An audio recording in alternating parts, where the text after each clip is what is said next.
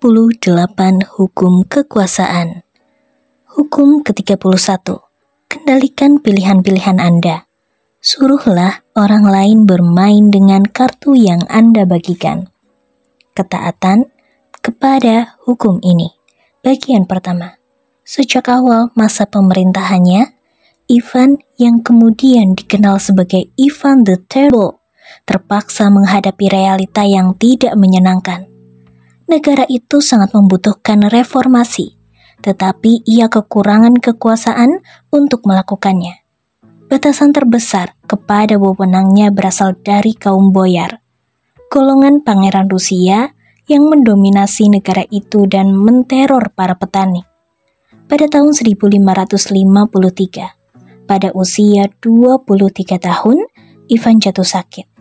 Saat berbaring di ranjangnya dan hampir mati, ia meminta kaum boyar untuk bersumpah setia kepada putranya sebagai tsar baru.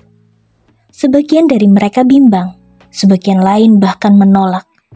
Saat itu, dan di tempat itu juga Ivan sadar bahwa ia tidak memiliki kekuasaan atas kaum boyar. Ia sembuh dari penyakitnya, tetapi ia tak pernah melupakan pelajaran tersebut. Kaum boyar berniat menghancurkannya. Benar saja, bertahun-tahun kemudian, banyak anggota kaum boyar yang paling berkuasa membelot kepada musuh utama Rusia, Polandia, dan Lituania. Di sana, mereka merencanakan kembali ke Rusia dan menggulingkan tsar dari tahtanya. Bahkan, salah seorang teman terdekat Ivan, Pangeran Andrei Kurbsky, tiba-tiba berbalik melawannya dan membelot kepada Lituania pada tahun 1564 dan menjadi musuh Ivan yang terkuat. Ketika Kurbsky mulai mengumpulkan tentara untuk menyerang, dinasti kerajaan sepertinya tiba-tiba lebih genting daripada sebelumnya. Dengan adanya kaum bangsawan yang terpaksa berimigrasi yang menggerakkan serangan dari barat, suku Tartar dengan yang datang dari timur dengan cepat, dan kaum boyar yang memancing masalah di dalam negara itu. Ukuran Rusia yang luas menjadikan negara itu bagai mimpi buruk untuk dipertahankan. Di daerah mana Ivan menyerang, ia menyebabkan dirinya rapuh di sisi lain. Hanya jika ia memiliki kekuasaan absolut, barulah ia bisa menghadapi ular berkepala banyak. Dan ia tidak memiliki kekuasaan semacam itu. Ivan merenung hingga pagi hari pada tanggal 3 Desember 1564, ketika warga Moskow terbangun oleh pemandangan aneh. Ratusan kereta luncur memenuhi alun-alun di hadapan Kremlin, dipenuhi harta karun tsar dan perbekalan bagi seluruh anggota istana. Mereka mengamati dengan takjub saat tsar dan penghuni istananya menaiki kereta-kereta luncur itu dan meninggalkan kota tersebut. Tanpa menjelaskan alasannya, ia menetap di sebuah desa di sebelah selatan Moskow. Selama sebulan penuh, sejenis teror mencengkeram penduduk ibu kota. Karena penduduk Moskow takut kalau Ivan telah menelantarkan mereka agar jatuh ke tangan kaum boyar yang haus darah. Toko-toko ditutup, dan gerombolan massa menciptakan kerusuhan setiap hari. Akhirnya, pada tanggal 3 Januari 1565, tibalah sepucuk surat dari tsar yang menjelaskan bahwa ia tak sanggup lagi menghadapi pengkhianatan kaum boyar dan telah memutuskan turun tahta selamanya. Surat yang dibacakan di hadapan publik memberikan dampak yang mengejutkan. Para saudagar dan rakyat jelata menyalahkan kaum boyar atas keputusan Ivan. Jadi, mereka berkerumun di jalanan dan menakut-nakuti kaum bangsawan dengan amarah mereka. Tidak lama kemudian, sekelompok delegasi yang mewakili gereja, para pangeran, dan rakyat berangkat ke desa Ivan dan memohon agar sang tsar demi nama tanah suci Rusia kembali ke naik tahta. Ivan mendengarkan permintaan mereka, tetapi tidak mengubah keputusannya. Namun, setelah berhari-hari mendengarkan permohonan mereka, ia memberi pilihan kepada rakyatnya, entah mereka menganugerahinya kekuasaan absolut untuk memerintah sesuka hatinya tanpa ada rasa campur tangan kaum boyar, atau mereka harus menemukan seorang pemimpin yang baru. Karena menghadapi pilihan antara perang saudara dan menerima kekuasaan kaisar yang lalim, hampir setiap bagian masyarakat Rusia memilih memiliki seorang tsar yang kuat. Jadi, mereka memohon agar Ivan kembali ke Moskow dan memulihkan kembali hukum dan ketertiban. Pada bulan Februari, dengan perayaan yang meriah, Ivan kembali ke Moskow. Rakyat Rusia tak bisa lagi mengeluh jika Ivan bersikap bak seorang diktator. Mereka sendirilah yang telah memberinya kekuasaan ini. Ketaatan kepada hukum ini bagian kedua. Sebagai seorang wanita penghibur Prancis abad 17, Ninon de Lenclos mendapati bahwa hidupnya memiliki kesenangan tertentu. Para kekasihnya berasal dari istana raja dan kaum bangsawan. Mereka membayarnya dengan uang yang banyak, menghiburnya dengan kelihayan dan kepintaran mereka, memuaskan kebutuhan sensualnya yang agak menuntut, dan memperlakukannya hampir sebagai orang yang sederajat dengan mereka. Kehidupan semacam itu tentu saja lebih baik daripada pernikahan. Namun demikian, pada tahun 1643, ibu Ninon mati mendadak, menyebabkan Ninon yang saat itu berusia 23 tahun benar-benar sendirian di dunia, tanpa keluarga, tanpa mas kawin, tanpa ada sandaran apapun. Semacam perasaan panik melandanya dan ia memasuki sebuah biara dan melupakan para kekasihnya yang termasyhur. Setahun kemudian, ia meninggalkan biara itu dan pindah ke Lyons. Ketika akhirnya ia muncul lagi di Paris pada tahun 1648, para kekasihnya dan pelamarnya berduyun-duyun ke rumahnya dalam jumlah yang jauh lebih banyak daripada sebelumnya, karena ia adalah penghibur paling lihai dan bersemangat pada zaman itu, dan kehadirannya sangat dirindukan. Namun, para pengikut Ninon segera mengetahui bahwa ia telah mengubah cara hidupnya yang lama dan telah menentukan sistem pilihan baru. Para duk, lord, dan pangeran yang ingin membayar atas jasa-jasanya bisa terus melakukannya, tetapi mereka tidak lagi memegang kendali. Ninon bersedia tidur dengan mereka saat ia menginginkannya, sesuai kata hatinya. Yang dibeli oleh uang mereka hanyalah kemungkinan saja. Jika Ninon hanya senang tidur dengan mereka sebulan sekali, maka itulah yang harus mereka terima. Ketika berita tentang sistem ini terdengar oleh golongan elit di Prancis, Ninon menjadi objek kebencian mereka yang membara. Pembalikan posisi wanita penghibur ini telah dianggap skandal oleh ibunda ratu dan anggota istananya. Namun, mereka merasa amat ngeri karena sistem tersebut tidak mengecilkan hati para pelamar Ninon. Sistem itu malah semakin menambah jumlah mereka dan memperbesar gairah mereka. Menjadi seorang panyer menjadi suatu kehormatan. Karena mereka bisa membantu Ninon mempertahankan gaya hidup mewahnya dan ruang tamunya yang mewah, dan kadang menemaninya ke teater dan tidur dengannya saat ia menginginkannya.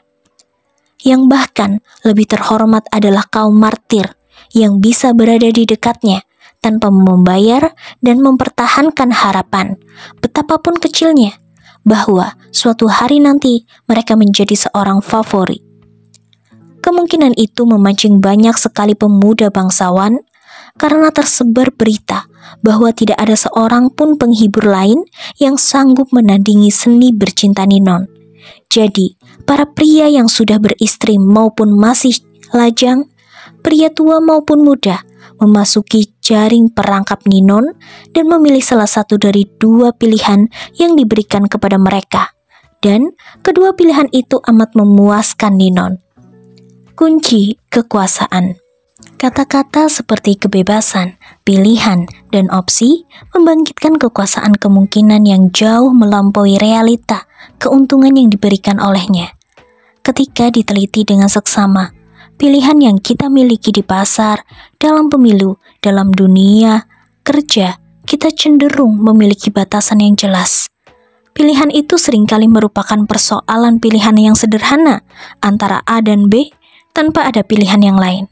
Namun, selama bayang-bayang pilihan yang paling samar-samar masih terlihat, kita jarang berfokus kepada pilihan yang hilang.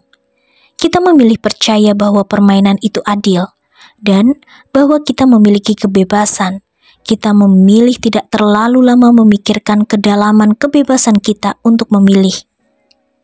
Keengganan untuk menelisik betapa sempitnya pilihan kita berasal dari fakta bahwa terlalu banyak kebebasan pasti menciptakan sejenis kecemasan.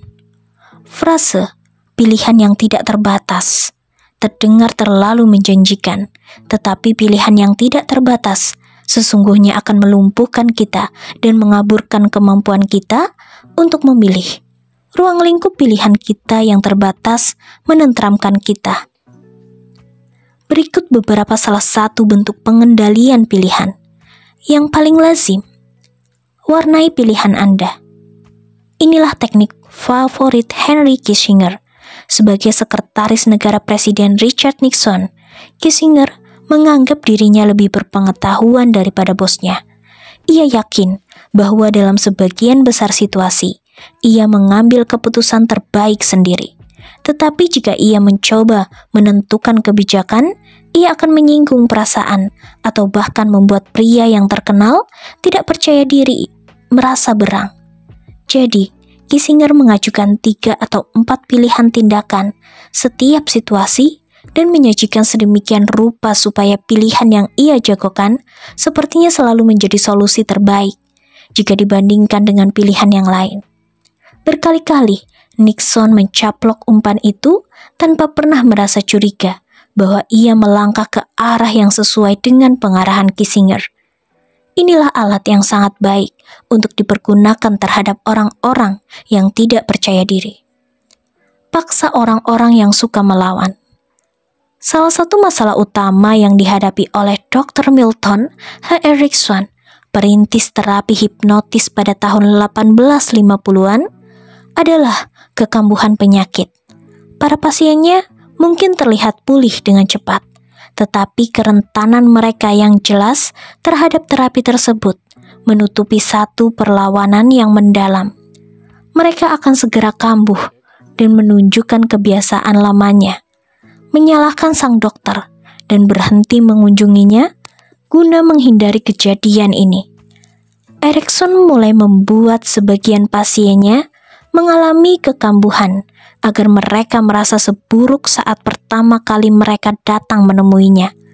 Kembali ke titik pertama, saat menghadapi pilihan ini, para pasien itu biasanya memilih menghindari kekambuhan mereka. Tentu saja, itulah yang sesungguhnya Erickson inginkan. Inilah teknik yang baik untuk dipergunakan menghadapi anak-anak dan orang lain yang keras kepala yang memilih melakukan tindakan yang bertentangan dengan permintaan Anda. Desak mereka untuk memilih apa yang Anda ingin mereka lakukan dengan memberi kesan bahwa Anda menasehati mereka agar bertindak bertentangan dengan itu. Putar balik keadaan.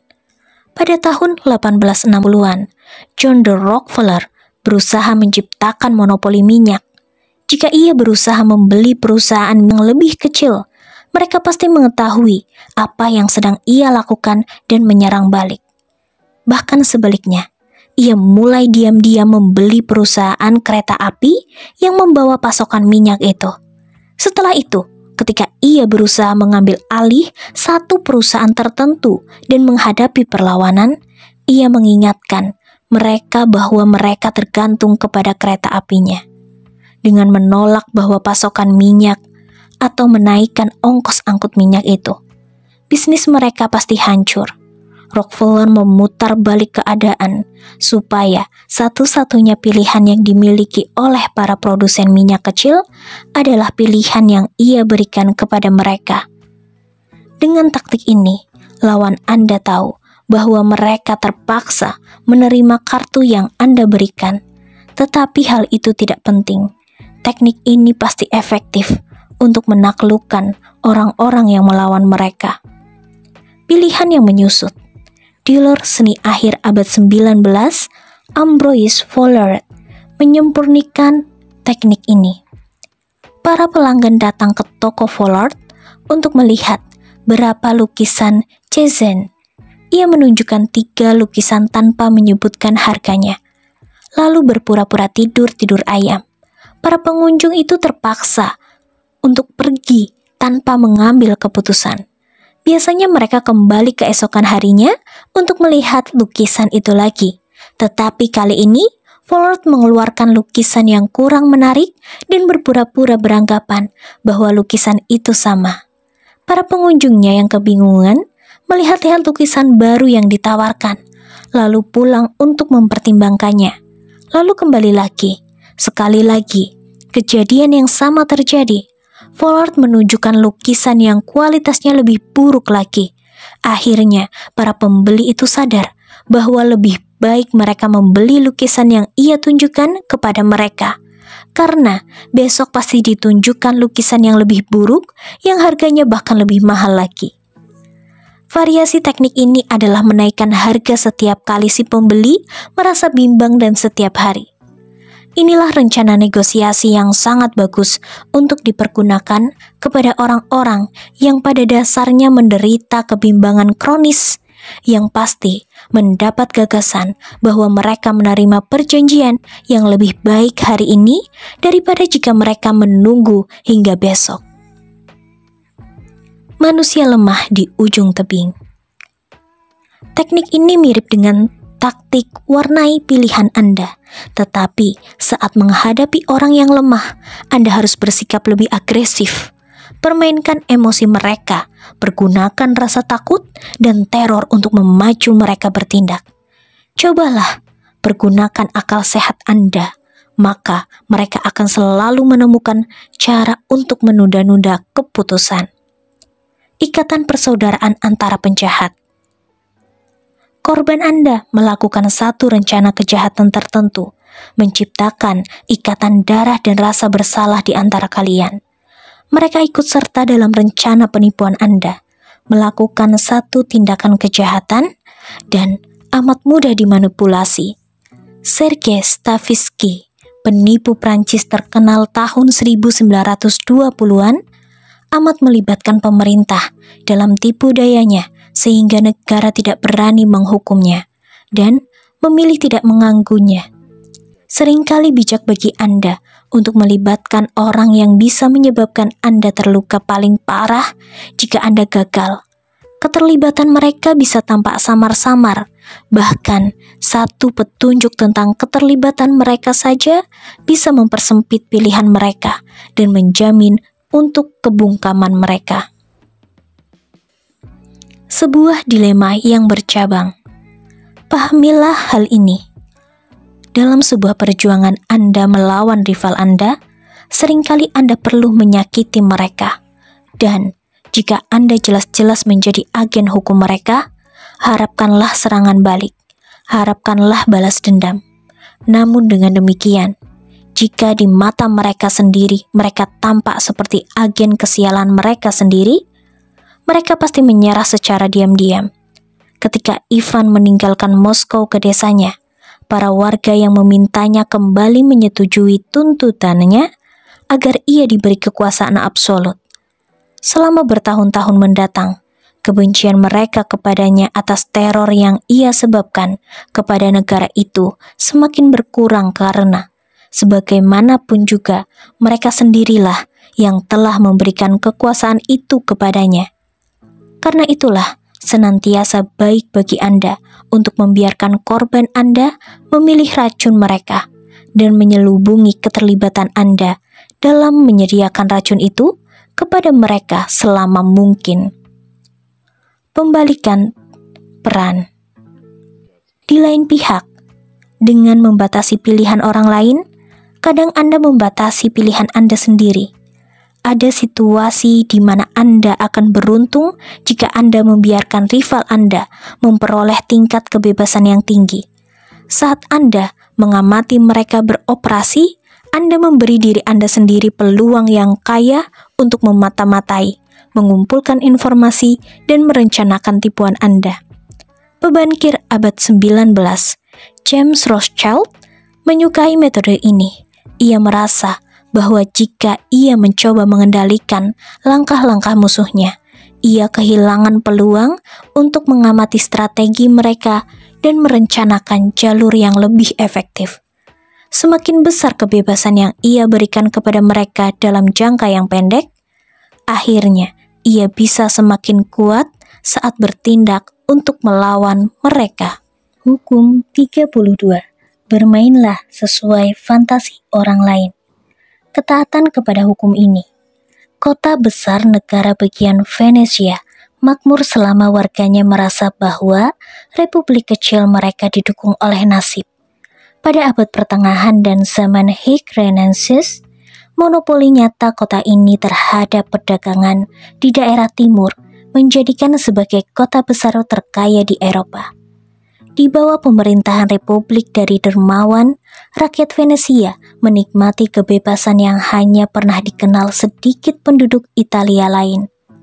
Namun, dengan demikian pada abad 16, keberuntungan mereka tiba-tiba berubah. Pembukaan dunia baru memindahkan kekuasaan ke sisi Samudra Atlantik sebelah Eropa. Bangsa Spanyol dan Portugis, kemudian bangsa Belanda dan Inggris. Venesia tak bisa bersaing dengan mereka dibanding ekonomi dan kerajaan. Lambat laun semakin kecil. Serangan terakhir yang diderita olehnya adalah kehilangan harta Mediterania yang berharga yang membuat mereka luluh lantak, yaitu Pulau Siprus yang direbut dari Venesia oleh pasukan Turki pada tahun 1570. Sekarang, kebangsawan di Venice bangkrut, dan bank-bank mulai gulung tikar. Sejenis kemurungan dan depresi menyelubungi warga Venesia. Mereka telah mengenal masa lalu yang gilang gemilang, entah menjalani kehidupan itu atau mendengar kisah-kisah tentang masa itu dari tertua mereka. Akhir tahun-tahun kejayaan terasa memalukan. Rakyat Venesia setengah percaya bahwa Dewi Fortuna hanya mempermainkan mereka, dan bahwa masa kejayaan mereka dulu akan segera kembali. Tetapi untuk sementara waktu, apa yang bisa mereka lakukan? Pada tahun 1589, mulai tersebar gosip di sekitar Venesia tentang kedatangan seorang pria misterius yang disebut Dua Bragadino, seorang pakar alkimia. Seorang pria yang telah meraih kekayaan luar biasa melalui kemampuannya, dan gosip mengatakan bahwa ia mampu melipat gandakan emas melalui penggunaan suatu zat rahasia. Gosip itu tersebar cepat karena beberapa tahun sebelumnya, seorang bangsawan Venesia yang melewati Polandia pernah mendengar ramalan seorang pria terpelajar bahwa Venesia akan memulihkan kejayaan dan kekuasaannya di masa lalu jika ia bisa menemukan seorang pria yang memahami seni alkimia untuk membuat emas. Jadi, saat tersebar gosip ke Venesia tentang emas yang dimiliki Bragadino, ia terus-menerus mendetingkan koin-koin emas di kedua tangannya, dan benda-benda yang terbuat dari emas memenuhi istananya. Sebagian orang mulai bermimpi, melalui dirinya, kota besar mereka akan makmur kembali. Para anggota keluarga bangsawan yang terpenting di Venesia pergi bersama-sama ke Brescia, ke tempat tinggal Bragadino. Mereka mengelilingi istana dan mengamati dengan takjub saat ia mendemonstrasikan kemampuannya membuat emas dengan mengambil sejumput mineral yang tampaknya tidak berharga dan mengubahnya menjadi beberapa ons bubuk emas. Senat Venesia bersiap-siap memperdebatkan gagasan memberikan undangan resmi kepada Bragadino untuk menetap di Venesia, dan dengan membiayai oleh kota besar itu. Ketika tiba-tiba tersebar kabar kepada mereka bahwa mereka bersaing dengan Duke of Mantua untuk menikmati jasa Bragadino, mereka mendengar sebuah pesta menakjubkan yang digelar di istana Bragadino bagi sang Duke yang menampilkan beragam kain dengan kunci emas. jam tangan emas, kancing emas, piring emas, dan lain sebagainya. Karena cemas kalau mereka mungkin kehilangan Bragadino karena direbut oleh Mantua, Senat memberi suara hampir secara bulat untuk mengundangnya ke Venesia, menjanjikannya segunung uang yang ia butuhkan untuk melanjutkan hidup mewahnya, tetapi hanya jika ia bersedia langsung datang ke sana. Sang ahli alkimia itu seperti tidak segera mulai menciptakan emas yang akan menyelamatkan Venesia dari kehancuran. Anehnya, hal ini malah semakin menambah popularitasnya dan pengikutnya. Banyak orang berduyun-duyun dari seluruh pelosok Eropa, bahkan Asia, untuk menemui pria menakjubkan ini. Berbulan-bulan berlalu, dan Bragadino dibanjiri hadiah dari berbagai pihak. Namun demikian, ia tetap belum memberikan tanda-tanda mukjizat yang telah diharapkan oleh penduduk Venesia dengan keyakinannya. Akhirnya, warga mulai semakin tidak sabar dan bertanya-tanya, apakah Bragadino akan menunggu terus tanpa bertindak? Mula-mula, para senator memperingatkan mereka agar tidak memburu-buru Bragadino. Ia adalah pria yang mudah berubah yang perlu dibujuk.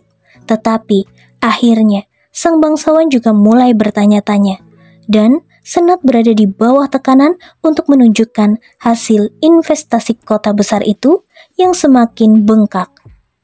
Bragadino yang angkuh dan tampaknya mengabdikan diri kepada seninya merespon bahwa warga Venesia yang tidak sabaran telah mengkhianatinya. Jadi, ia tidak akan memberikan lagi jasanya. Ia meninggalkan kota itu. Pertama-tama, pergi ke Padua yang terdekat dengan kota besar itu. Lalu, pada tahun 1590, ia pergi ke Munich atas undangan Duke of Bavaria, yang sama seperti kota besar Venesia. Pernah mengenal kekayaan yang amat besar, tetapi telah bangkrut akibat kesembronoannya. Jadi, Bragadino melanjutkan kembali hidup nyaman yang telah ia dinikmati di Venesia. Lalu, pola yang sama juga pun berulang kembali. Kunci kekuasaan. Fantasi tak pernah boleh beroperasi sendiri. Fantasi membutuhkan latar belakang yang membosankan dan biasa-biasa saja. Yang memampukan fantasi untuk berakar dan berubah adalah realita yang tidak menyenangkan. Di Venesia, pada abad 16, realitanya adalah realita kemunduran dan kehilangan gengsi. Fantasi yang cocok untuk realita itu adalah fantasi yang menggambarkan pemulihan mendadak kejayaan di masa lalu melalui memukjizatnya alkimia. Selagi realita hanya bertambah buruk, rakyat Venesia tinggal di dunia impian yang membahagiakan, di mana kota besar mereka memulihkan kekayaan dan kekuasaannya yang menakjubkan dalam waktu selama sehari semalam dengan mengubah debu menjadi emas. Ingatlah, kunci fantasi adalah jarak. Jarak memiliki daya tarik dan janji, seperti sederhana dan bebas masalah. Karena itu, sesuatu yang Anda tawarkan sebaiknya tak bisa dipahami. Jangan pernah biarkan fantasi menjadi terlalu familiar. Fantasi bagaikan bayangan di kejauhan yang menjauh saat orang bodoh mendekatinya. Jangan pernah terlalu terang-terangan dalam menggambarkan fantasi. Jagalah agar fantasi itu tetap samar-samar. Sebagai seorang pemalsu fantasi, biarkan korban Anda cukup dekat dengan fantasi itu agar bisa tergoda. Tetapi jagalah dia agar tetap cukup jauh darinya, agar ia tetap bermimpi dan mendamba. Pembalikan hukum. Jika Anda memiliki kekuasaan yang diperoleh dengan menyadap fantasi massa, ada juga bahayanya. Fantasi biasanya mengandung elemen drama. Publik setengah sadar bahwa mereka sedang ditipu. Tetapi bagaimanapun juga, hal itu menjaga agar mimpi mereka tetap hidup. Jadi, mereka menikmati hiburan dan pengalihan perhatian yang bersifat sementara dari kehidupan sehari-hari yang Anda sediakan. Jadi, jagalah agar fantasi itu tetap ringan. Jangan pernah terlalu dekat dengan tempat di mana Anda sesungguhnya diharapkan membuahkan hasil. Tempat itu mungkin terbukti luar biasa berbahaya. Ada satu hal terakhir yang perlu kukatakan. Jangan pernah keliru membayangkan bahwa fantasi selalu bersifat fantastis. Fantasi memang bertentangan dengan realita, tetapi realita itu sendiri kadang amat teatrikal dan modis sehingga fantasi menjadi kerinduan terhadap kesederhanaan. Image yang diciptakan Abraham Lincoln tentang dirinya sendiri, misalnya sebagai seorang pengacara negara sederhana yang berjanggut, menjadikan dirinya sebagai presiden yang merakyat. Baik Lincoln maupun Tom Thumb memerankan rakyat jelata, tetapi dengan hati-hati menjaga jarak dengan mereka. Andai Anda bermain dengan fantasi semacam itu, Anda juga harus dengan hati-hati menciptakan jarak dan tidak membiarkan antara Anda sebagai rakyat jelata menjadi terlalu familiar, karena kesan itu akan membuat Anda terlihat sebagai realita alih-alih fantasi. Hukum 33. Ketahuilah kelemahan setiap orang. Menemukan kelemahan orang lain, rencana tindakan yang strategis. Kita semua memiliki perlawanan. Kita hidup dan memakai baju ziarah kekal untuk melindungi diri kita dari perubahan dan tindakan teman-teman dari rival kita yang mengusik. Kita sangat ingin dibiarkan melakukannya segala sesuai keinginan kita sendiri. Lalu menghadapi perlawanan ini akan membuat Anda kehilangan banyak energi, tetapi salah satu hal terpenting untuk disadari orang lain adalah bahwa mereka semua memiliki kelemahan. Satu bagian dari pelindung psikologi mereka yang lemah, yang bisa dibengkokkan sesuai kehendak Anda jika Anda menemukannya dan mendorongnya. Sebagai orang menunjukkan kelemahan mereka secara belak-belakan, sedangkan sebagian orang lain menyamarkannya. Orang-orang yang menyamarkan kelemahan mereka seringkali merupakan orang-orang yang bisa dihancurkan dengan pilihan efektif, dengan menyerang satu celah di baju zirah mereka. Dalam merencanakan serangan Anda, ingatlah prinsip-prinsip ini. Perhatikan gerak-gerik dan sinyal yang diberikan tanpa sadar.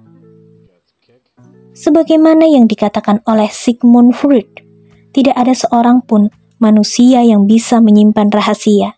Jika bibirnya tetap bungkam, ia berceloteh dengan ujung jarinya. Pengkhianatan memancar keluar dari setiap pori-porinya. Inilah konsep kritis. Dalam mencari kelemahan, seseorang kelemahan itu bisa diungkapkan oleh gerak-gerik dan kata-kata yang tampaknya tidak penting. Kuncinya bukan hanya apa yang Anda cari, tetapi juga di mana dan bagaimana Anda mencarinya. Obrolan sehari-hari merupakan tambang kelemahan terbesar. Jadi, lihatlah diri Anda untuk mendengar. Mulailah dengan selalu tampak tertarik, memberikan sebagai seorang yang bersedia mendengarkan dengan simpatik akan memancing siapapun untuk berbicara. Satu trik pintar yang seringkali dimanfaatkan oleh negarawan Prancis abad 19, Talleyrand, adalah memberi kesan terbuka terhadap orang lain dan berbagi rahasia dengan mereka. Rahasia itu bisa rahasia yang benar-benar palsu atau rahasia sungguhan yang tidak terlalu penting bagi Anda. Yang terpenting adalah bahwa sebaiknya Anda memberi kesan yang tulus. Biasanya tindakan ini akan memancing respon yang terus terang dan malah lebih tulus daripada Anda. Respon yang menunjukkan kelemahan. Jika Anda curiga bahwa seseorang memiliki kelemahan tertentu, singgunglah kelemahan itu secara tidak langsung. Jika misalnya Anda merasa bahwa seorang pria perlu dicintai, sanjung dia secara terang-terangan. Jika dia menerima pujian Anda dengan senang hati, betapapun mencoloknya tindakan Anda berada di jalur yang tepat. Latihlah mata Anda untuk terlihat perincian. Cara orang memberi tip kepada orang pelayan yang membuat seorang senang. Pesan-pesan tersembunyi dalam busana mereka. Cari tahulah idola orang lain, berbagai hal yang mereka puja, dan berbagai hal yang membuat mereka bersedia melakukan apapun untuk mendapatkannya. Mungkin Anda bisa menjadi penyedia fantasi mereka. Ingatlah, karena kita semua mencoba menyembunyikan kelemahan kita. Hanya ada sedikit hal yang bisa dipelajari dari tindakan tanduk kita secara sadar. Yang terpancar dari segala hal-hal kecil di luar kendali benak sadar kita adalah informasi yang perlu Anda ketahui. Temukanlah anak kecil yang tak berdaya. Sebagian besar kelemahan dimulai di masa kecil sebelum diri kita membangun pertahanan pengimbangan. Mungkin anak itu dimanjakan atau dituruti kata hatinya dalam bidang tertentu. Atau mungkin suatu kebutuhan emosinya tertentu tidak terpenuhi. Atau saat ia bertumbuh dewasa, kata hatinya untuk kekurangannya mungkin dikubur, tetapi tak pernah menghilang. Mengetahui tentang kebutuhan masa kanak-kanak seorang memberi Anda kunci terhadap kelemahan seseorang. Satu pertanda kelemahan ini adalah ketika Anda menyentuhnya. Orang itu seringkali bertindak seperti seorang anak kecil. Karena itu, carilah tindak tanduk apapun yang seharusnya sudah menghilang seiring masa dewasa orang itu. Jika korban atau rival Anda tidak memperoleh sesuatu yang penting, misalnya dukungan orang tua, ketika mereka masih anak-anak, sediakanlah hal itu atau tiruannya. Jika mereka memang mengungkapkan satu cita rasa rahasia, satu keinginan tersembunyi, berikanlah hal itu kepada mereka. Bagaimanapun juga, mereka pasti tidak bisa menolak Anda. Carilah pertentangan ini. Satu sifat yang jelas seringkali menyembunyikan lawannya, orang-orang yang sombong seringkali pengecut. Sikap sangat santun mungkin menyembunyikan jiwa yang penuh gairah. Orang-orang yang kaku seringkali mendambakan petualangan. Orang-orang yang pemalu sangat ingin diperhatikan. Dengan menyalami jati diri mereka sesungguhnya, seringkali Anda akan menemukan kelemahan orang lain yang bertentangan dengan kualitas yang mereka tunjukkan kepada Anda. Temukan mata rantai yang lemah. Kadang, dalam mencari kelemahan orang lain, yang penting bukanlah apa yang Anda temukan, melainkan manusianya dalam versi istana masa kini. Seringkali ada seseorang di balik layar yang memiliki kekuasaan besar, pengaruh yang amat besar terhadap orang-orang yang dianggap memiliki kedudukan tertinggi. Perantara kekuasaan di balik layar adalah mata rantai yang lemah dalam kelompok ini. Rebutlah hati mereka, maka secara tidak langsung Anda bisa mempengaruhi raja. Selain itu, bahkan dalam satu kelompok orang yang kelihatannya bertindak untuk mencapai satu tujuan, seperti ketika satu kelompok yang diserang bersatu untuk melawan orang luar, selalu ada mata rantai yang lemah dalam jaringan kekuasaan tersebut. Temukanlah satu-satunya orang yang bisa Anda pengaruhi. Isi kekosongan. Dua kekosongan emosional utama yang perlu diisi adalah perasaan tidak percaya diri dan tidak bahagia.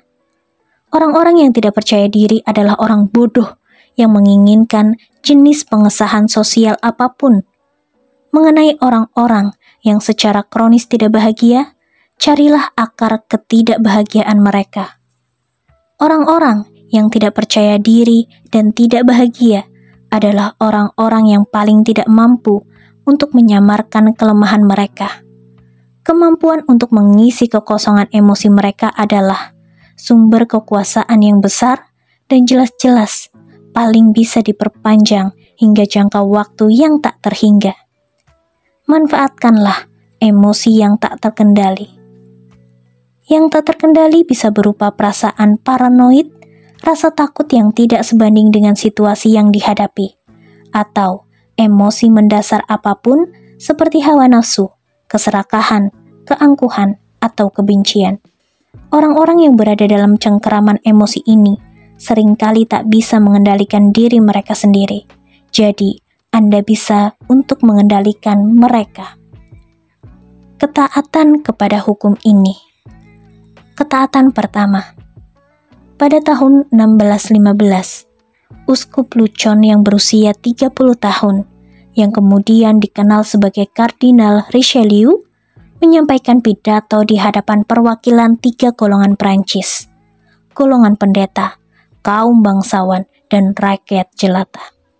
Richelieu telah dipilih untuk berperan sebagai juru bicara golongan pendeta, tanggung jawab yang amat besar bagi seorang pria yang masih muda dan tidak terlalu terkenal. Tentang semua persoalan penting zaman itu, pidato itu sejalan dengan keinginan gereja. Tetapi menjelang akhir pidatonya, Richelieu melakukan sesuatu yang tidak ada hubungannya dengan gereja dan sangat berhubungan dengan karirnya. Ia berpaling kepada tahta Raja Louis XIII yang berusia 15 tahun dan kepada Ibunda Ratu Mary de Médicis yang duduk di samping Louis sebagai wali penguasa Prancis hingga putranya mencapai usia dewasa. Semua orang mengharapkan Richelieu untuk mengucapkan kata-kata baik hati seperti biasa kepada sang raja muda. Namun, ia malah hanya menatap langsung kepada sang ibunda ratu. Pidatonya memang diakhiri dengan pujian panjang dan berlebihan tentang ibunda. Pujian yang amat berwarna-warni sehingga sesungguhnya menyinggung perasaan beberapa orang di gereja. Tetapi senyum di wajah sang ratu saat ia menerima pujian Richelieu dengan senang hati tak terlupakan. Apakah Richelieu telah memainkan permainan ini dengan keliru? Ia dekat dengan Concini dan Marie de Médicis.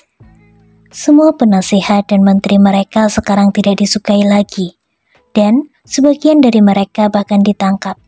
Sang ibunda ratu sendiri dikurung di Louvre, yang sesungguhnya sebuah penjara. Richelieu tidak membuang-buang waktu. Jika semua orang meninggalkan Mary de Médicis, ia akan tetap membelanya.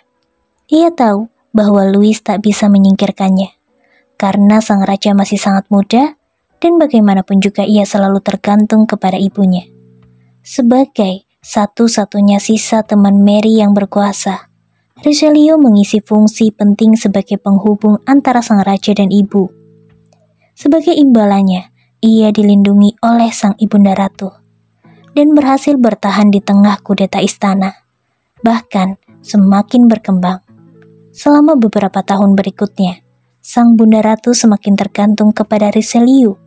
Jadi, pada tahun 1622, ia memberinya imbalan atas kesetiaannya melalui perantara sekutu-sekutu Mary di Roma. Richelieu dinaikkan jabatan menjadi kardinal yang berkuasa. Sebelum tahun 1623, Raja Louis mendapatkan masalah. Ia tidak memiliki siapapun yang bisa ia percaya untuk menasehatinya. Meskipun sekarang ia sudah menjadi seorang pria yang dewasa muda, alih-alih seorang bocah. Jiwanya tetap kekanak-kanakan. Persoalan negara terasa berat dan pelik baginya. Sekarang setelah Louis naik tahta, dan Mary tidak lagi menjadi wali dan secara teoritis tidak memiliki kekuasaan, tetapi ucapannya masih didengarkan oleh putranya. Mary terus-menerus memberitahu putranya bahwa Richelieu adalah satu-satunya orang yang mungkin bisa menjadi penyelamatnya. Mula-mula, Louis tidak mau mendengarkan Mary. Ia sangat membenci sang kardinal dan hanya mentolerir pria itu karena ia menyayangi Mary. Namun demikian, pada akhirnya, Louis yang terisolasi di istana dan lumpuh akibat kebimbangannya sendiri, menyerah kepada ibunya, pertama-tama mengangkat Richelieu sebagai penasehat utamanya, dan kemudian menjadikannya Perdana Menteri. Sekarang Richelieu tidak membutuhkan Mary de Médicis lagi.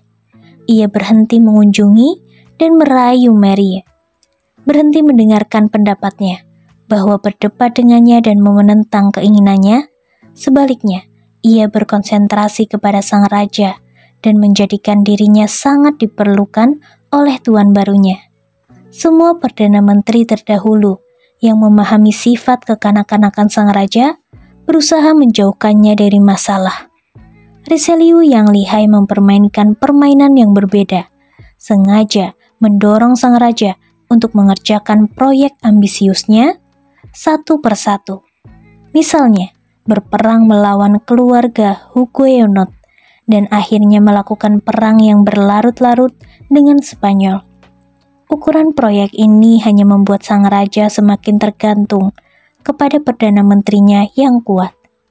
Satu-satunya pria yang mampu menjaga ketertiban di negara itu. Jadi selama 18 tahun berikutnya, Richelieu dengan mengeksploitasi kelemahan sang raja, memerintah dan membentuk Prancis sesuai visi sendirinya. Mempersatukan negara itu dan menjadikannya negara Eropa yang kuat selama berabad-abad kemudian. Ketaatan kedua. Pada bulan Desember 1925, para tamu di hotel tergaya di Palm Beach, Florida, mengamati dengan penuh minat saat seorang pria misterius tiba naik mobil Rolls-Royce yang dikemudikan oleh seorang supir Jepang. Selama beberapa hari berikutnya, mereka mengamati pria tampan ini yang berjalan dengan sebuah tongkat elegan, selalu menerima telegram dan hanya mengobrol sebentar saja. Mereka mendengar kabar bahwa ia adalah seorang Count Victor Lustig, bahwa ia berasal dari salah satu keluarga terkaya di Eropa, tetapi hanya ini saja informasi yang bisa mereka peroleh. Karena itu, bayangkan perasaan takjub mereka ketika pada suatu hari Lustig mendekati salah seorang tamu yang paling tidak terkemuka di hotel tersebut, Tuan Herman Loller, pimpinan sebuah perusahaan teknik mesin, dan bercakap-cakap dengannya. Loller baru-baru ini menjadi kaya, jadi menjalin koneksi sosial amatlah penting baginya.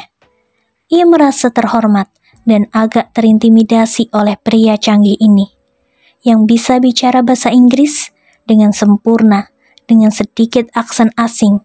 Selama beberapa hari berikutnya, mereka berdua berteman. Lustig memberikan kedua lembar uang kertas kepada Loller, yang langsung membawa uang kertas itu ke sebuah bank lokal, yang menerimanya sebagai uang asli. Sekarang, si pengusaha itu memohon dengan sekuat tenaga kepada Lustig agar menjual sebuah mesin kepadanya. Sang Kon menjelaskan bahwa hanya ada satu mesin itu, jadi Loller mengajukan tawaran yang tinggi kepadanya, yaitu sebesar $25.000, yang pada saat itu dianggap sebagai jumlah uang yang sangat besar. Walaupun demikian, Lustig tampak enggan. Ia merasa tidak enak hati karena membuat temannya membayar uang sebanyak itu. Namun, akhirnya ia setuju menjual mesin. Bagaimanapun juga, ia berkata, "Kurasa jumlah uang yang kau bayarkan padaku tidak terlalu penting.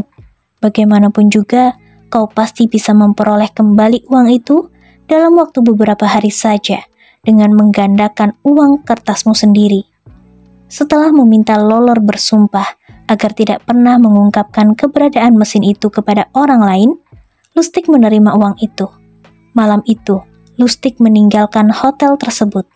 Lalu, setahun kemudian, setelah melakukan banyak usaha yang sia-sia akan menggandakan uang kertasnya, akhirnya Loller melaporkan kepada polisi dan menceritakan kisah mengenai cara Count Lustig menipunya dengan sepasang uang kertas $1, sedikit zat kimia, dan sebuah kotak mahoni yang tidak berharga.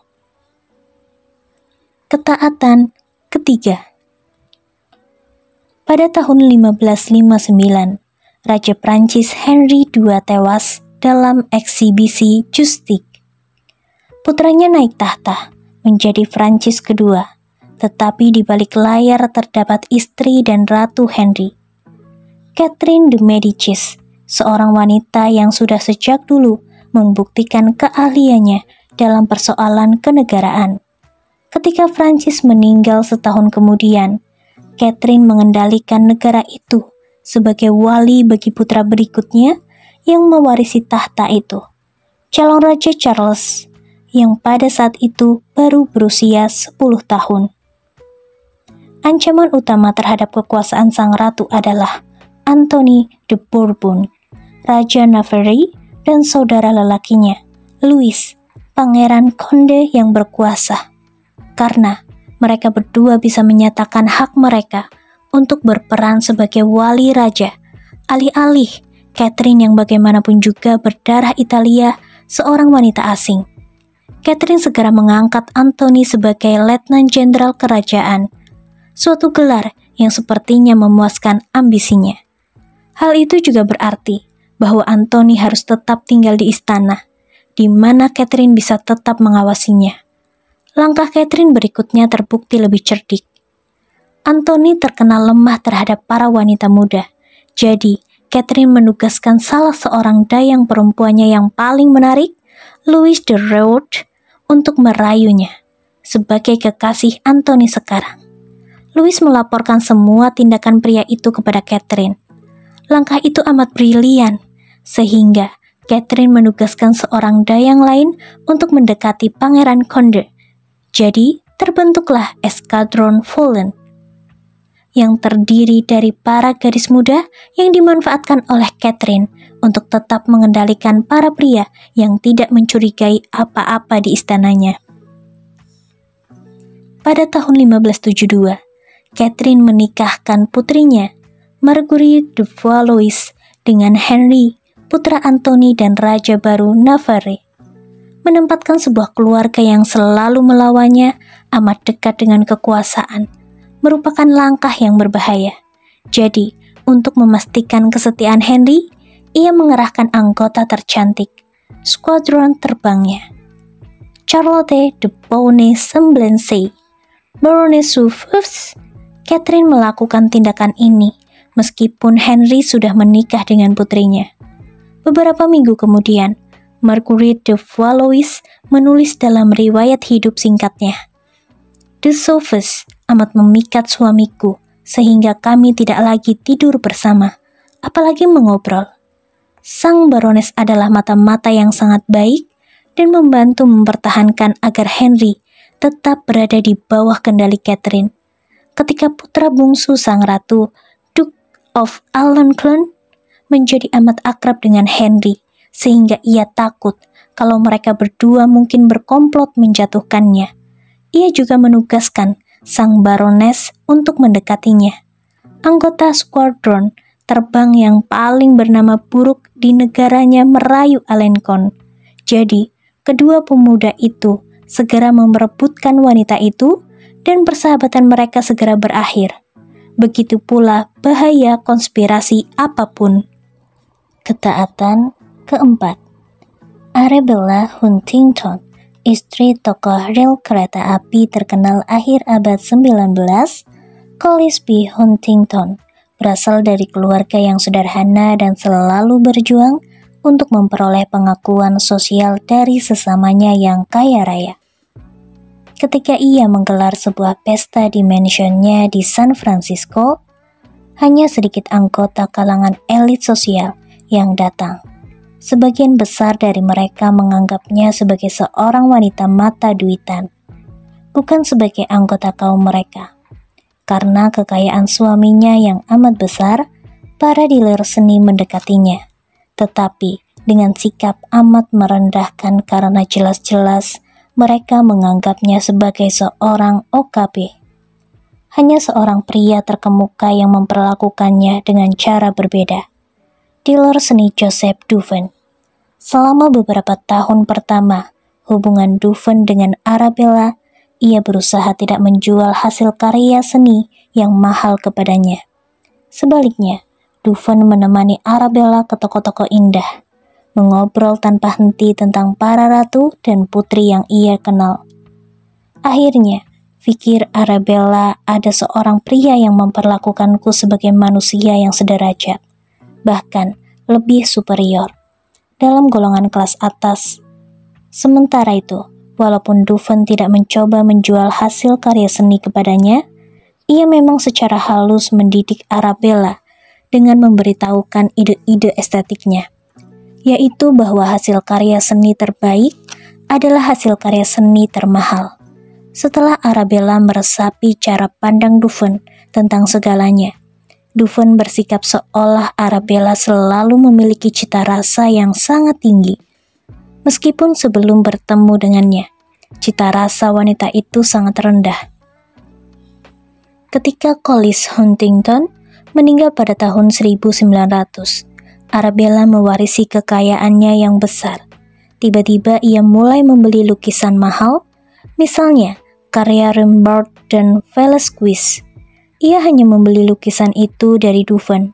Bertahun-tahun kemudian Dufan menjual lukisan Blue Boy karya Gainsborough kepada Arabella dengan harga termahal yang pernah dibayarkan bagi suatu hasil karya seni pada saat itu. Suatu pembelian yang mencengangkan bagi sebuah keluarga yang tadinya hanya menunjukkan sedikit minat untuk mengoleksi hasil karya seni. Ketaatan kelima. Pada tahun 1862, Raja William dari Prusia mengangkat Otto von Bismarck sebagai Perdana Menteri dan Menteri Luar Negeri. Bismarck dikenal atas keberaniannya dan ambisinya, minatnya untuk memperkuat kemiliteran, karena William dikelilingi oleh golongan liberal dalam pemerintahan dan kabinetnya. Para politikus yang ingin membatasi kekuasaannya amatlah berbahaya baginya untuk menempatkan Bismarck dalam posisi peka itu. Istrinya, Ratu Augusta, telah mencoba membujuknya untuk tidak melakukan tindakan tersebut. Tetapi, meskipun biasanya Ratu Augusta mendapatkan keinginannya, kali ini William bertahan pada keputusannya. Seminggu sebelum menjadi Perdana Menteri, Bismarck menyampaikan pidato dadakan kepada beberapa lusin menteri untuk meyakinkan mereka akan kebutuhan memperbesar pasukan. Ia mengakhiri pidatonya dengan mengatakan, pertanyaan penting masa kini akan diputuskan bukan oleh pidato dan ketetapan hari mayoritas manusia, melainkan oleh tangan besi dan darah. Pidatonya langsung tersebar ke seluruh pelosok Jerman. Sang ratu meneriaki suaminya dengan mengatakan bahwa Bismarck adalah seorang ahli militer barbar yang hendak mengambil alih kendali Prusia, dan bahwa William harus memecatnya. Golongan liberal di dalam pemerintahan setuju dengan pendapat sang ratu. Huru-hara itu amatlah menggemparkan sehingga William mulai takut kalau akhirnya ia akan dihukum mati di tiang guillotine seperti Louis jika ia mempertahankan Bismarck sebagai Perdana Menterinya. Bismarck tahu bahwa ia harus mempengaruhi sang raja sebelum segalanya terlambat. Ia juga tahu bahwa ia telah melakukan kesalahan dan seharusnya memperlambat kata-katanya yang berapi-api. Namun demikian, saat merenungkan strateginya, ia memutuskan tidak meminta maaf, tetapi malah bertindak sebaliknya. Bismarck mengenal sang raja dengan baik. Ketika kedua orang pria itu bertemu, bisa diduga bahwa William telah dipengaruhi sang ratu. Jadi ia merasa amat gelisah. Ia menyampaikan rasa takutnya kalau ia akan dihukum mati di tiang guillotine. Tetapi Bismarck hanya menjawab, "Ya, kalau begitu kita akan mati. Cepat atau lambat juga kita pasti mati. Dan apakah ada cara mati yang lebih terhormat dari itu? Aku rela mati demi memperjuangkan tujuan raja dan tuanku. Yang mulia akan mati dan mengamankan hak sebagai raja yang dianugerahkan oleh kemurahan hati Tuhan dengan darah Anda sendiri." Bismarck terus bicara memancing kehormatan sang raja dan keagungan posisinya sebagai pemimpin pasukan tentara. Bagaimana mungkin sang raja membiarkan orang lain mendesak-desaknya terus? Bukankah kehormatan Jerman lebih penting daripada mempersalahkan kata-kata yang terucap? Sang Perdana Menteri itu bukan hanya berhasil meyakinkan raja untuk membela dirinya di hadapan istri dan parlemennya, tetapi juga berhasil membujuknya memperbesar pasukan. Tujuan Bismarck sejak mula seperti itu. Pembalikan hukum. Memanfaatkan kelemahan orang lain memiliki satu bahaya penting. Anda mungkin memicu suatu tindakan yang tak bisa Anda kendalikan. Dalam permainan kekuasaan, Anda harus selalu memandang beberapa langkah ke depan dan membuat rencana sesuai dengan perspektif tersebut. Dan Anda mengeksploitasi fakta bahwa orang lain lebih emosional dan tidak mampu memandang jauh ke depan seperti itu. Tetapi ketika Anda memanfaatkan kerapuhan mereka, bidang-bidang di mana mereka memiliki paling sedikit kendali, Anda bisa memancing emosi yang akan merusak rencana Anda. Desaklah orang-orang pemalu untuk melakukan tindakan yang berani. Mereka bisa bertindak terlalu jauh. Berilah perhatian atau pengakuan yang mereka butuhkan. Maka mungkin mereka membutuhkan lebih dari yang bisa Anda berikan kepada mereka. Elemen kekanak-kanakan yang tak berdaya yang Anda manfaatkan bisa berbalik merugikan Anda. Semakin emosional kelemahan itu, maka semakin besar bahaya yang mungkin muncul. Karena itu, kenalilah batas permainan ini dan jangan pernah terlena oleh kendali Anda terhadap korban Anda. Bagaimanapun juga, Anda mengejar kekuasaan, bukan kegembiraan yang muncul dengan mengendalikan orang lain. Hukum 34. Jadilah seorang bangsawan dengan cara Anda sendiri. Bersikaplah bak seorang raja agar diperlakukan seperti seorang raja. Pelanggaran terhadap hukum ini. Pada bulan Juli 1830, satu revolusi pecah di Paris yang memaksa sang raja, Charles X, turun tahta. Komisi pihak berwenang tertinggi di daratan itu berkumpul untuk memilih seorang penggantinya. Dan pria yang mereka pilih adalah Louis Philippe, Duke of Orleans. Sejak awal, jelaslah bahwa Louis Philippe akan menjadi jenis raja yang berbeda. Bukan hanya karena ia berasal dari cabang keluarga kerajaan yang berbeda atau karena ia tidak mewarisi tahta, melainkan diberi tahta itu oleh suatu komisi, sehingga kebebasannya dipertanyakan. Sesungguhnya, ia tidak menyukai upacara dan perangkap kerajaan. Ia memiliki lebih banyak teman di antara kaum pebangkir daripada golongan bangsawan.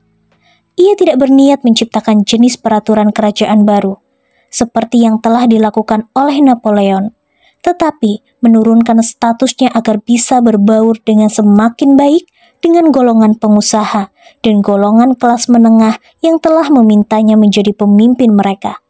Karena itu, simbol yang dihubung-hubungkan dengan Louis Philippe bukanlah tongkat raja ataupun mahkota, melainkan topi dan payung abu-abu yang ia pergunakan untuk berjalan dengan bangga di jalan kota Paris, seolah ia adalah anggota golongan bangsawan yang sedang berjalan di luar.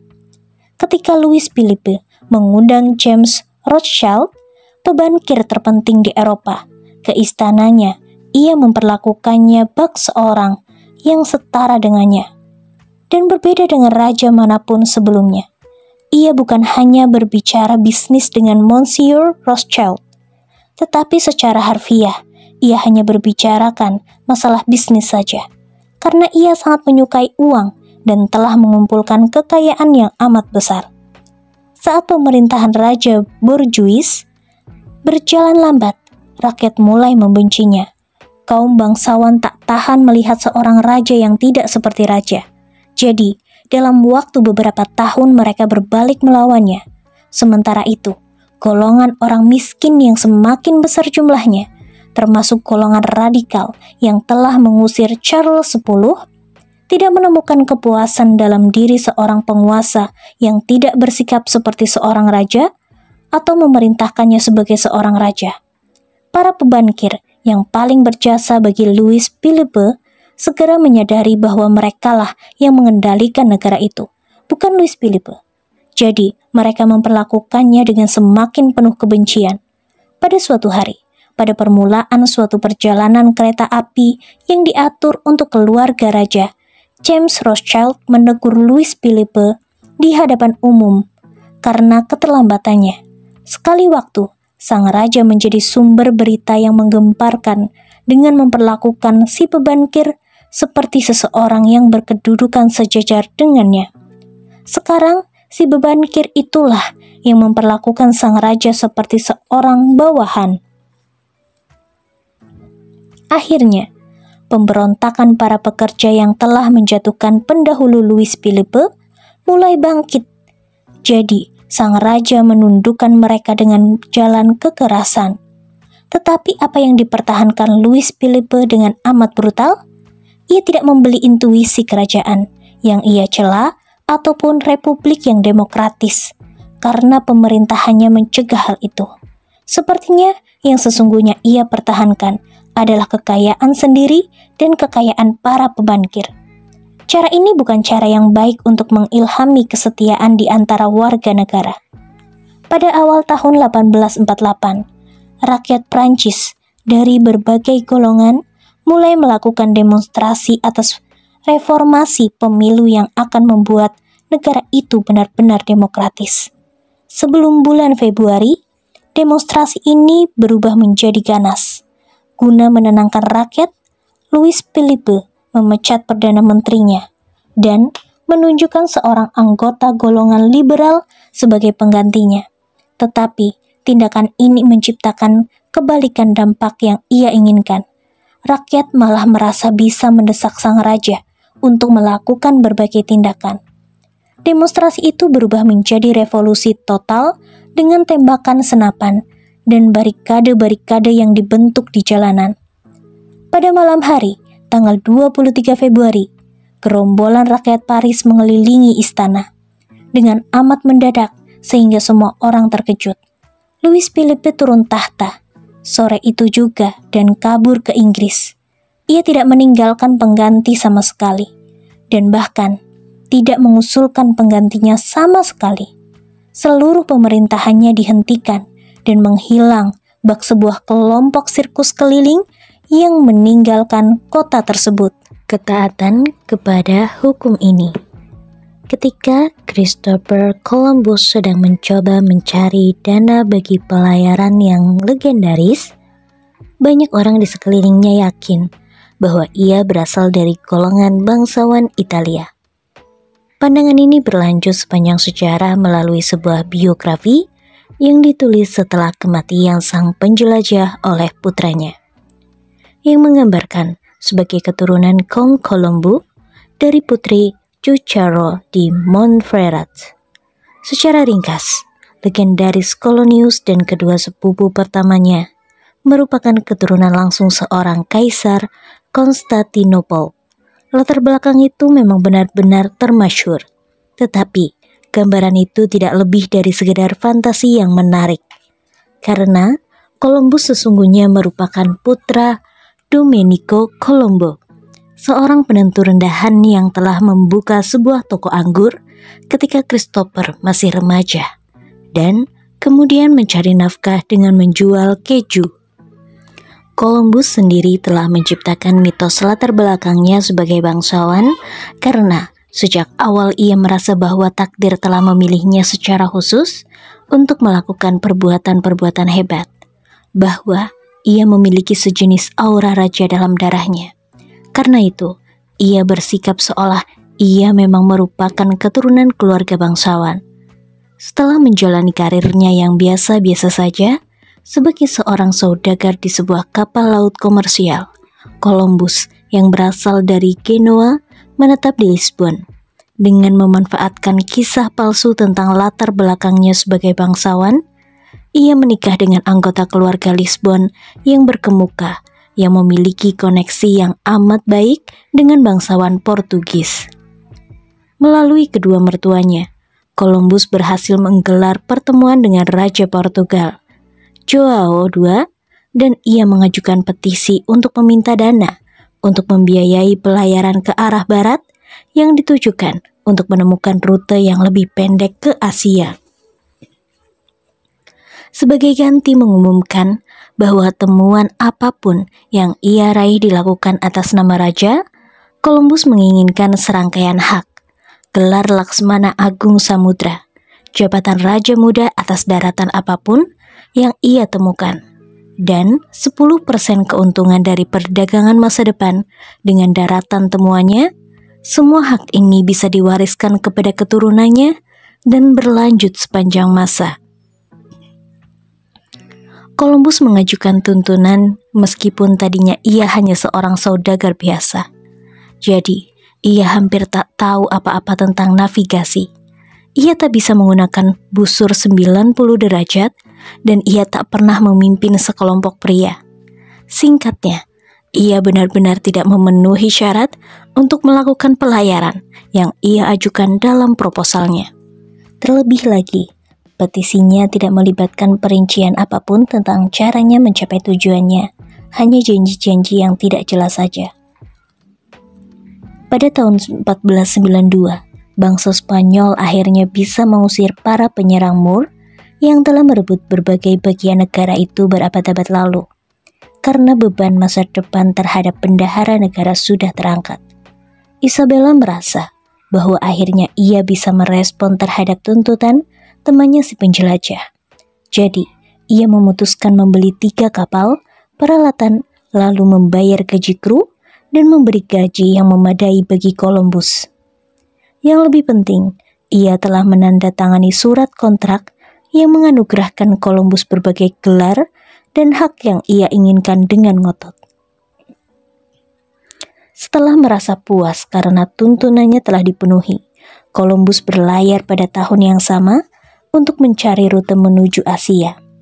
Misi itu gagal menemukan jalur semacam itu, namun ketika Columbus mengajukan petisi kepada Sang Ratu untuk menandai pelayaran yang bahkan lebih ambisius lagi setahun kemudian, Sang Ratu menyetujuinya. Pada saat itu, Sang Ratu sudah mulai menganggap Columbus sebagai pria yang ditakdirkan melakukan perbuatan-perbuatan yang hebat. Kunci kekuasaan. Strategi mahkota dilandaskan kepada untaian sebab akibat yang sederhana.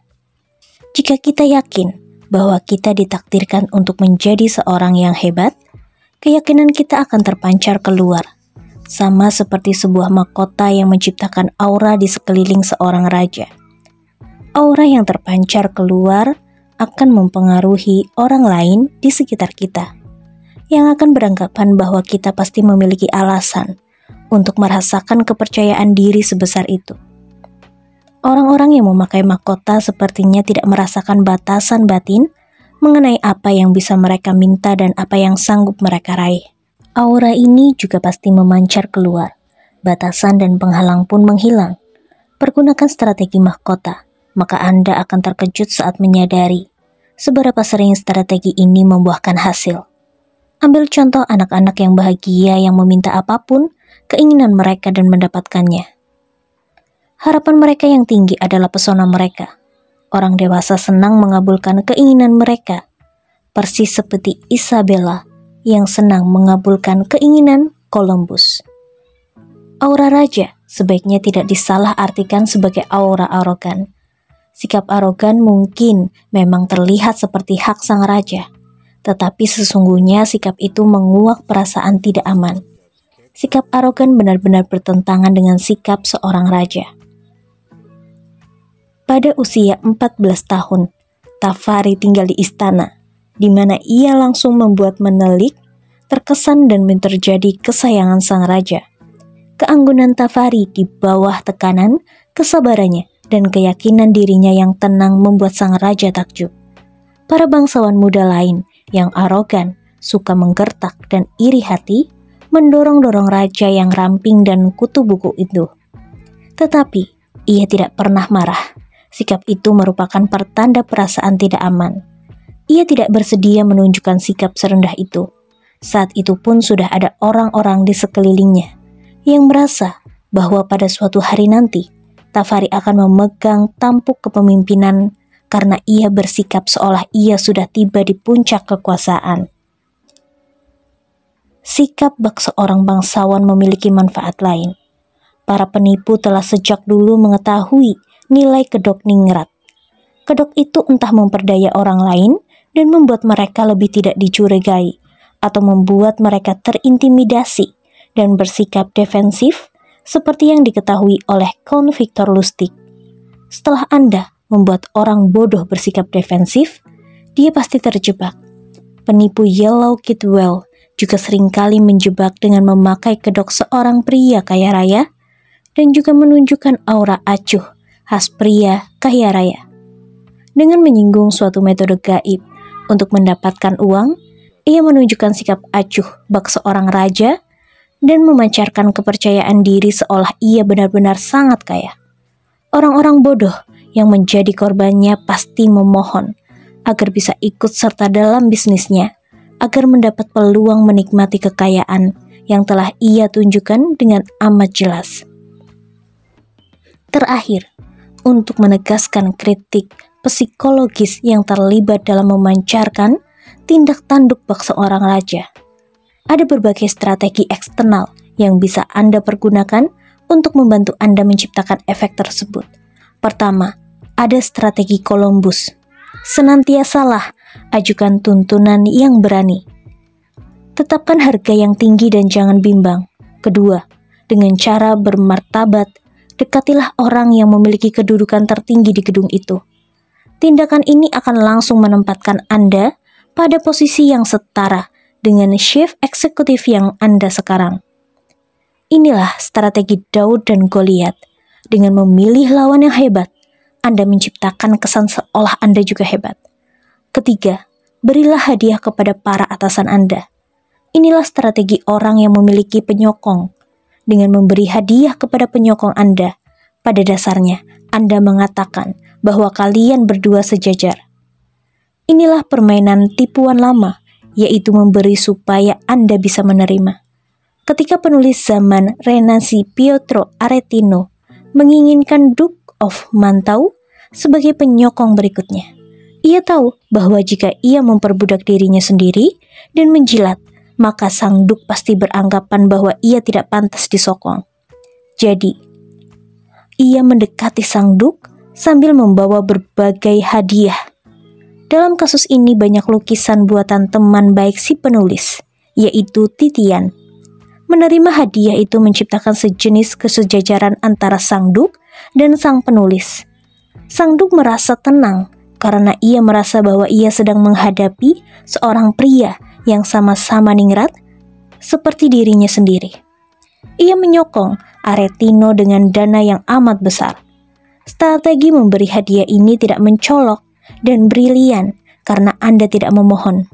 Anda meminta bantuan dengan cara bermartabat yang secara tidak langsung menunjukkan kesejajaran antara dua orang, yang salah satunya kebetulan memiliki lebih banyak uang. Ingatlah, menentukan harga Anda sendiri tergantung dari Anda. Mintalah lebih sedikit, maka itulah yang akan Anda terima. Namun, mintalah lebih banyak, maka Anda mengirimkan sinyal bahwa Anda pantas diberi uang tebusan bak seorang raja.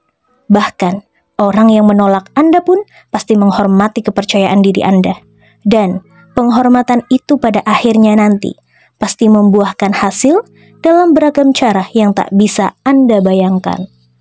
Pembalikan hukum. Charles I, Raja Inggris selama tahun 1640-an, menghadapi kekecewaan publik yang mendalam terhadap institusi kerajaan. Berbagai revolusi pun pecah di seluruh pelosok negara, dipimpin oleh Oliver Cromwell. Andai Charles bereaksi terhadap zamannya dengan wawasan yang luas, dengan mendukung reformasi dan mengorbankan sebagian kekuasaannya, sejarah mungkin berbeda. Sebaliknya, ia bahkan menunjukkan sikap yang lebih ningrat lagi, karena ia tampak berang oleh serangan terhadap kekuasaannya dan terhadap institusi kerajaan yang suci. Sikap kakunya sebagai raja membuat rakyatnya tersinggung dan memicu revolusi mereka. Akhirnya, Charles pun kehilangan nyawanya dengan dipenggal kepalanya.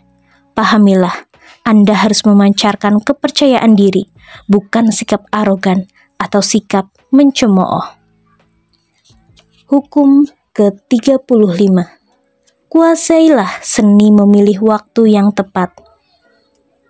Ketaatan kepada hukum ini. Dengan memulai hidupnya sebagai seorang guru sekolah seminar Prancis yang tidak mencolok, Joseph Foch mengembara dari satu kota kecil ke kota kecil lain sepanjang sebagian besar dekade tahun 1780-an untuk mengajar matematika kepada murid lelaki. Namun, ia tak pernah berkomitmen total kepada gereja dan tak pernah bersumpah sebagai seorang pendeta. Ia memiliki rencana yang lebih besar. Dengan sabar menunggu peluangnya, ia tetap membuka pilihannya. Jadi, ketika revolusi Prancis terjadi pada tahun 1789, Foch tidak menunggu lebih lama lagi. Ia melepas jubahnya, memanjangkan rambutnya, dan menjadi orang yang revolusioner. Karena inilah semangat zaman itu. Melewatkan peluang pada momen kritis seperti bisa mengakibatkan bencana. Foch tidak melewatkan peluang itu.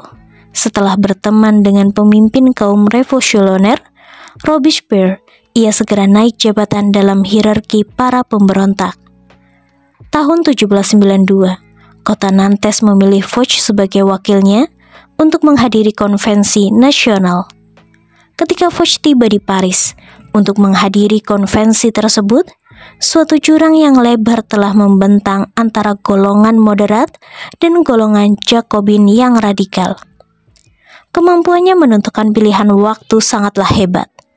Pada awalnya, ia mulainya sebagai seorang anggota partai moderat. Karena golongan moderat merupakan mayoritas, namun demikian, ketika tiba saatnya untuk memutuskan apakah sebaiknya mereka menghukum mati Louis atau tidak, ia menyadari bahwa rakyat beramai-ramai berteriak menginginkan kepala sang raja. Jadi ia memberikan pilihan yang menentukan menghukum mati. Sekarang, ia telah menjadi anggota partai radikal. Namun, saat ketegangan mulai terjadi di Paris, ia membayangkan bahaya yang muncul jika ia berhubungan terlalu erat dengan salah satu golongan.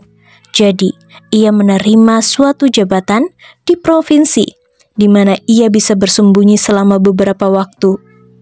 Beberapa bulan kemudian, ia ditugaskan sebagai prokonsulat di Lyons, di mana ia menyaksikan hukuman mati lusinan bangsawan.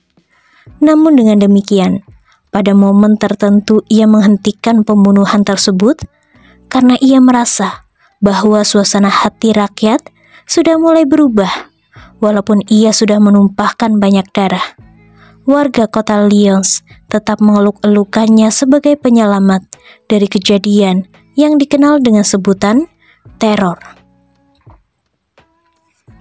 Satu pemerintahan baru mengambil alih kekuasaan di Rectoire. Namun demikian, pemerintahan itu bukan pemerintahan Jacobin, melainkan pemerintahan moderat, lebih moderat daripada pemerintahan yang telah menentukan teror lagi. Foch, si pengikut golongan radikal, berhasil mempertahankan nyawanya, tetapi sekarang ia harus menjaga agar dirinya tetap tidak mencolok. Ia menunggu dengan sabar, mengizinkan waktu memperlunak perasaan sengit apapun terhadapnya. Kemudian ia mendekati direktori dan meyakinkan mereka bahwa ia memiliki kegemaran baru mengumpulkan petugas intelijen. Ia menjadi mata-mata yang dibayar oleh pemerintah yang unggul dalam melakukan tugasnya. Pada tahun 1799, ia diangkat menjadi menteri kepolisian. Sekarang ia bukan hanya diberi kekuasaan, melainkan juga diharuskan memperluas kegiatan mata-matanya ke setiap pojok Prancis. Suatu tanggung jawab yang pasti sangat memperkuat kemampuan alaminya untuk mengedusi arah angin bertiup.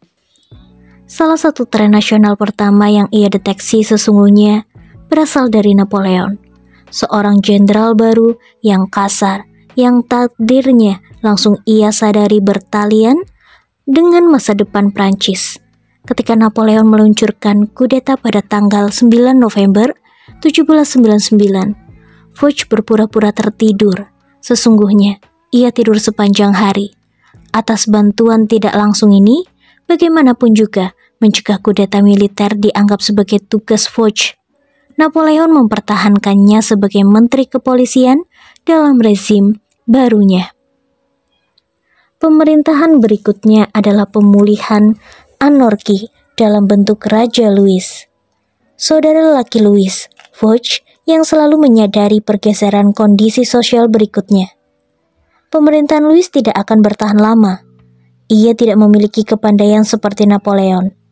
Sekali lagi, Foch menunggu, menjaga agar dirinya tidak terlihat mencolok, dan menjauhi pusat perhatian.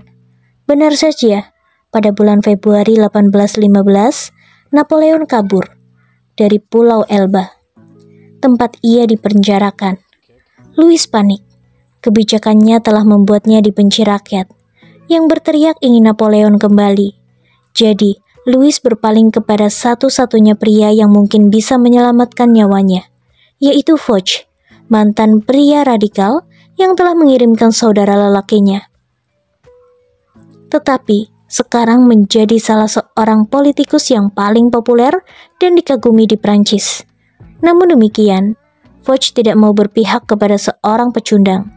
Ia menolak permintaan Louis dengan berpura-pura mengatakan bahwa bantuannya tidak dibutuhkan, dengan bersumpah bahwa Napoleon tidak akan pernah kembali berkuasa. Hari itu dan keesokan harinya, polisi menyisir Paris untuk mencari Foch. Tetapi pada saat itu dentuman meriam Napoleon terdengar di kejauhan. Maka sang raja dan semua bawahannya terpaksa kabur dari kota itu. Segera setelah Napoleon memasuki Paris, Foch keluar dari tempat persembunyiannya. Ia telah menipu penjagalnya sekali lagi. Napoleon yang menyambut mantan menteri kepolisian dan dengan senang hati mengangkatnya lagi untuk menduduki jabatan lamanya. Selama 100 hari, Napoleon berkuasa hingga terjadi tragedi Waterloo. Pada dasarnya, Foch lah yang memerintah Prancis. Setelah Napoleon jatuh dari kekuasaan, Louis naik tahta lagi, dan bak seekor kucing bernyawa 9. Foch tetap menjabat pada satu masa pemerintahan. Pada saat itu, kekuasaan dan pengaruhnya telah menjadi amat besar, sehingga bahkan sang raja pun tidak berani untuk menentangnya. Kunci kekuasaan. Waktu adalah konsep buatan yang telah kita ciptakan sendiri untuk membuat ketidakterbatasan, kekekalan, dan semesta lebih bisa dihadapi, lebih manusiawi. Karena kita telah menciptakan konsep waktu, kita juga bisa membentuknya hingga batasan tertentu dan mempermainkannya. Waktu yang dirasakan seorang anak kecil terasa panjang, lambat, dan sangat banyak. Waktu yang dirasakan oleh orang dewasa terasa berlalu dengan terlalu cepat. Karena itu, waktu tergantung dari persepsi. Kita tahu bahwa persepsi bisa diubah sesuai kehendak kita masing-masing. Inilah hal yang pertama yang perlu dipahami untuk menguasai seni pemilihan waktu yang tepat. Jika pergolakan batin yang diakibatkan oleh emosi kita cenderung membuat waktu berjalan lebih cepat, maka setelah kita mengendalikan respon emosional kita terhadap beragam peristiwa, waktu akan berjalan jauh lebih pelan. Perubahan cara menghadapi berbagai peristiwa ini cenderung memperpanjang persepsi kita tentang waktu di masa depan, membuka beragam kemungkinan yang ditutup oleh rasa takut dan amarah, dan memberikan kita kesabaran yang merupakan persyaratan utama dalam menguasai seni pemilihan waktu. Ada 3 jenis waktu yang harus kita hadapi. Masing-masing dari mereka melambangkan masalah yang bisa dipecahkan dengan keahlian dan latihan. Pertama-tama, ada waktu yang lama, jenis waktu yang berlarut-larut dan bertahun-tahun yang harus dihadapi dengan kesabaran dan bimbingan lembut. Cara kita menangani waktu yang lama sebaiknya merupakan cara yang paling defensif. Inilah seni tidak bertindak secara impulsif dan seni menunggu peluang. Setelah itu ada waktu yang dipaksakan, waktu jangka pendek yang bisa kita manipulasi sebagai senjata penyerang untuk mengacaukan pilihan waktu musuh kita. Ketiga, ada waktu akhir, ketika satu rencana harus dilaksanakan dengan cepat dan dengan kekuatan penuh. Kita telah menunggu, menemukan momen tersebut, dan tidak boleh ragu-ragu dalam melaksanakan rencana tersebut. Pembalikan hukum. Tidak ada kekuasaan yang bisa diperoleh dengan melepaskan tali kekang dan beradaptasi kepada zaman apapun yang muncul. Hingga taraf tertentu, Anda harus membimbing waktu. Jika tidak, Anda akan menjadi korban waktu yang kejam. Karena itu, tidak ada pembalikan terhadap hukum ini.